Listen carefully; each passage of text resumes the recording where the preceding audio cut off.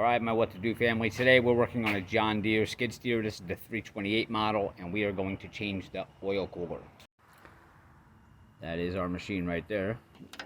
Just open that up, and you will see the oil cooler here, which is soaked. This thing actually, I think, has a hole in a couple places. Alright, but this is the assembly here. It's not too hard to do. A couple of wrenches, and it'll come right off. One thing I would recommend is getting some PB blaster.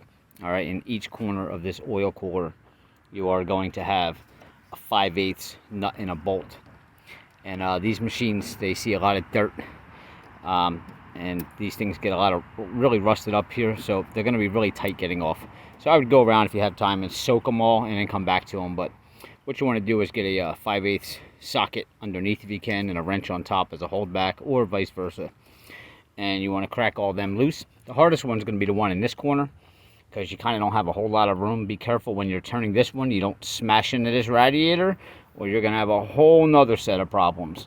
So be very careful. If you have to, put something here to guard that, if the case that wrench slips when you're doing this top one. Bottom ones, not so bad. Just put your holdback up top, so you're not pushing towards the radiator, and your wrench below, so you actually below the radiator if you slip. Alright, and I would definitely recommend wearing gloves, because if you do slip, you're hitting nothing but metal and steel here, and it's a knuckle buster. Alright, so we're going to go ahead and remove those four, and then we'll go ahead up here to our hoses. I left the bolts in there and just took the nuts off, only because when I do these hoses now,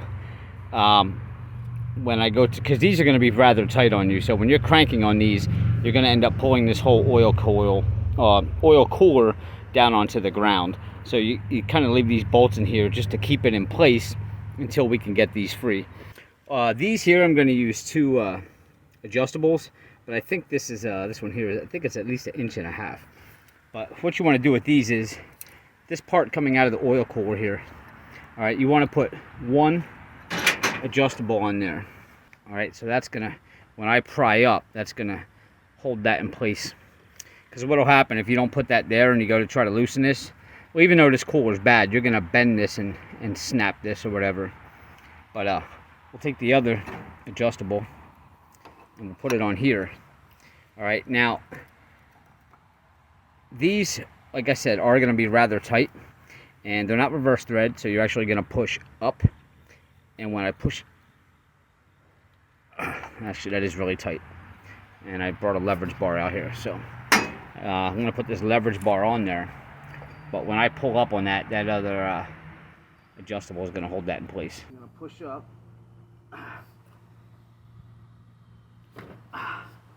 there it goes.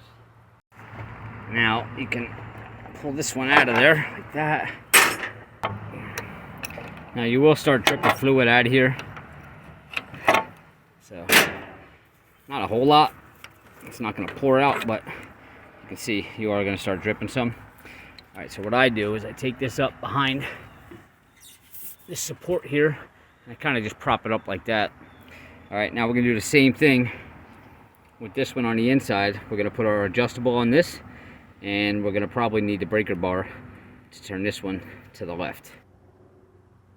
There it goes. And that one's off. And we'll set it up behind that support with that one. Alright, so pretty much now that whole cooler is ready to come out. It's just being held in by these bolts, and this is where you want to be prepared. Once you start pulling these bolts out, that thing's going to want to start falling forward. And it's not extremely heavy, but it is heavy. And definitely don't be wearing white pants when you do it, because you are going to get some oil on you. So be prepared to hold this in with your legs while you take the top two bolts out, because it's going to want to come forward. And then you're going to have to hold it with your hand while you take the bottom two bolts out.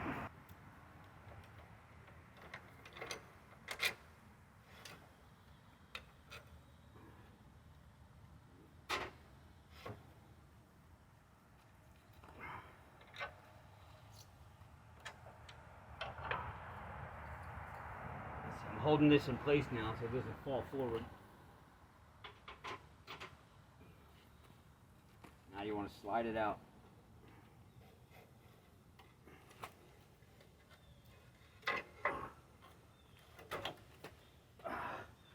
just like that. All right, and have a dolly close by or something. Set it down on there. I gotta check if the new one comes with this top plate here or not. I don't believe it does, but I am gonna double check right now. So you may need to take this off. Now's a good time to get in here and clean all that up if you're really picky about the condition of your equipment, because this is an area that you never get into with that oil cooler on. All right, we got our work area nice and clean. Now let's go check out the new cooler. Here's our box. This is our, I'm in my own shadow here, so let me see, there we go. This is our part numbers here. All right, slide this off. And that's what the new one looks like, unboxed. And you'll just remove these blue caps here so we can thread our hoses back in. All right. So our new one did not have this plate up top here, which I didn't think it did. So I just went ahead and pulled it off the old one. It's really simple to get off. Basically, you're just gonna turn the thing sideways and it'll come off of those. Okay, now before we lift it up, just take note. You see these little square notch outs here? Okay, they're gonna be on each side of the back of this cooler. Basically what they're for is you're gonna see these 3 ledges right here going across. Okay, that's what they're gonna rest on. So you're gonna set this up there, line them up so that the cooler sits on these. Okay, it goes into those notches, and then you'll be able to start putting your bolts back in. All right, so let's lift it up. Let's try to line those notches up in there. Get the bottom one on first. Go, and just kind of tilt it forward on the top. Don't let go of it until you know it's resting on all those notches. And there it is. And grab your first bolt, have it nearby so you can get your first bolt in there, kind of hold this thing in place. Try to get the top 2 in at least. There we go. That'll kind of hold it in place for you. Now you can go ahead and get your bottom bolts, put them on, and tighten those back up. You may want to wait on those. Just leave them in to kind of hold the radiator. And maybe put your hoses on first. Make sure these go in okay, because if they don't, and you need to pull this out to get those hoses in, then you don't have to unbolt these. So I would just put the bolts in to secure this without putting the nuts on. Alright, so I got my hoses wrenched back on here now. One thing you want to do, and you're going to be tempted to do, is when you're tightening this with your wrench, don't forget to put a hold back here. And you're going to be tempted to try to tighten this, but what's going to happen, especially, it was okay with taking the old one out. The new one, you're going to end up bending this and breaking this brand new cooler here, and you're going to end up having to buy a new one. So make sure you put the hold back on here and tighten this, and make sure you're not bending this at all. But for the most part, you can get these really tight by hand, and then it's almost just a couple little, even just 1/2 of a turn is all that'll be left to tighten these. All right, so just take note of that. And that's it. Don't forget to tighten your bolts up, and that's how you install the oil cooler on the John Deere 328 skid steer.